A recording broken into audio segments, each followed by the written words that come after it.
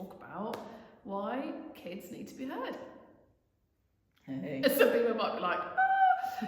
Right, we are so passionate about youth voices, like beyond like passionate about it for lots and lots of different reasons. So we kind of wanted to jump on to tell you why we're passionate about it, and then some of the things we do to support it. So last year we had the absolute privilege, didn't we, of going out and speaking to hundreds and hundreds and hundreds and hundreds, I think it was 1,700 in total, young people from the Kettering and North Northamptonshire area about what they want, what they're passionate about, what interests them, what they care about, what they feel, what they need help with, what stops them going to get help from things, how they feel about getting help and the barriers that they face. All of these things, rather than presuming what they need, we actually went and spoke to them, and it was an utter privilege. Yeah. And a real insight. Like, there's some things in there that didn't surprise us. There was a lot that didn't surprise us, but there was a few things that really made me go, oh my gosh. And it's made other people sit up and go, what, they said that? We didn't think they'd be interested in that. I'm like, yeah, because it's that value of seeing people as children and not seeing their knowledge and understanding they have of society and what's going on around them, and the things that scare them, the things that worry them, the reasons why they won't go out. And then there's this generational perception by older people, and I'm classing even us as that. We're old to them, and anybody older than us, well, it wasn't like that when I was a kid, or when I was a kid I did that, or it can't be that bad because I know when I was a kid it was there. But you're not a kid now, and you won't be a kid in 5 years' time, and they won't be kids in 5 years' time. So we need to keep hearing their voices to actually be able to put things in place that truly supports and truly helps them.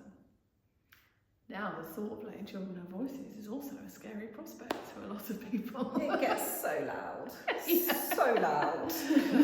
And there's a lot of opinions thrown around there because they are brutal. Like, I'm just thinking, just at home. yeah, I know. Yeah, but there are lots of different opinions. And there's lots of opinions, and there's lots of arguments, and we've always said at home, everyone's allowed to have their opinion, but it's about respecting other people's. And that's the key when we come into allowing children to have voices. It's how do we respect the other voices and make sure that everybody's voice gets heard, and that everybody feels they can be heard as well, and that it's okay to do that. So why is it important, Becky? Why are we passionate about having young people's voices heard? I'm going to look at it from the other end, and I'm going to look at the impact it has on later in life. So the number of students that come in to see me to learn to sing, who when they were younger were told to be quiet, or told they couldn't sing, or told just to be quiet because they're being too noisy, or they've got to keep it down. And it impacts their confidence, impacts their voice, impacts their ability to actually communicate and express themselves. So can limit their career because they'll hit glass ceilings because of it, will impact on them actually being able to put opinions across, express how they're feeling. It impacts later on in life as well. And I'm not talking 20, 30-year-olds, I'm talking 50, 60-year-olds who have had that. The whole journey, isn't it? The whole journey. So if you're telling a child to be quiet, or to shut up, or no, you can't do that, think about the impact that will have later in life. Think about if anyone said that to you. That's why I'm really passionate about kids' voices, because I see the other end at the top end. And I'm passionate because most of the time, a lot of the battles that happen with young people is because they're told no, they're told no, they're told no, they're told no, but they don't know why, they don't understand. Most of the time, when you have a conversation with a young person, and actually explain the reasons why, or give them the other side of it, or give them the skills to see it from the other side, they go, oh yeah, that makes sense now. But nobody takes the time to communicate with them and help them learn how to express themselves properly. So then you get this barricade of blocking and loggerheads, and children that can't express themselves because they've just been told no, so they shut up, or they've been told no, so they argue and they fire, and so there's no. You've got one or the other. You've got the people that go into themselves, or you've got the people that argue back.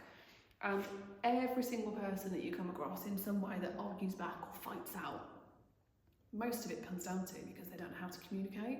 So rather than finding a voice, for me it's the passion about teaching them and enabling them and showing them and guiding them in how to have a voice in an appropriate way.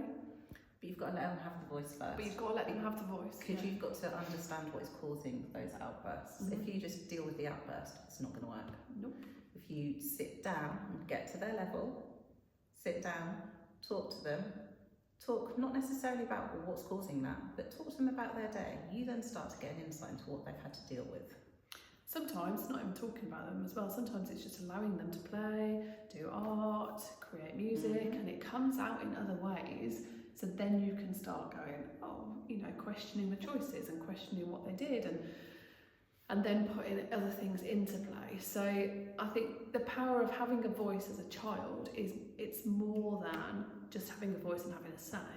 It's about developing communication for life. And developing a voice for life to help you make choices, to help you grow, to help you flourish, to help you feel like you have a place, to help you say no. There's so many vulnerable young people and adults that have ended up in situations because they haven't felt they have the power to say no and to have a voice to go, this isn't right, it's not right for me, I'm choosing to step away because it's the right thing to do, rather than feeling like they have to stay in something.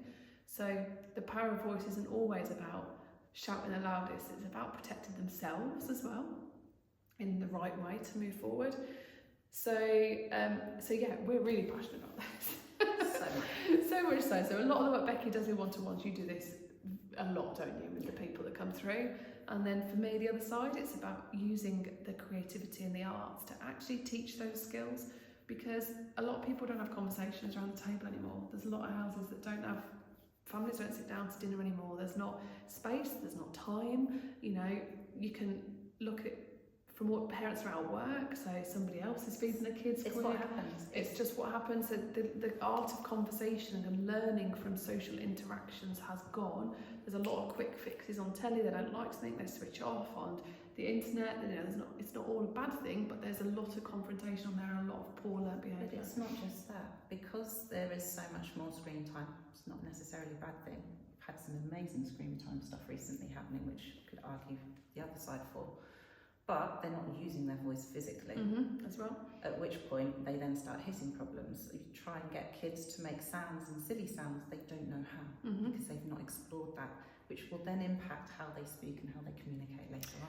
Which goes back to that idea, if they're on the tab, they're not outside playing, they're not out in environments, it's that playing and experimental stage of being able to get it wrong as well, isn't it? And just figure it out.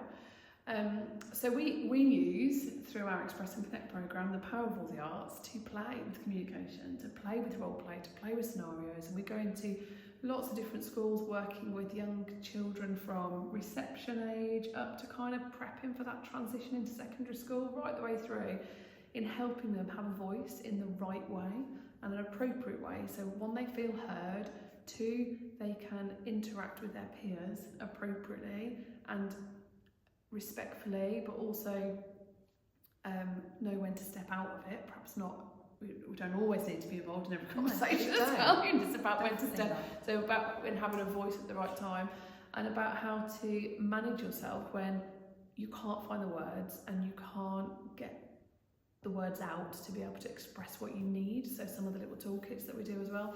So yeah, our passion for Youth Voice isn't just about going and talking to the youth. It's about supporting the youth to develop those skills so they can take it on further. So if you want to come work with us or find out more about that, just get in touch, click the links, say hello, and send us an email.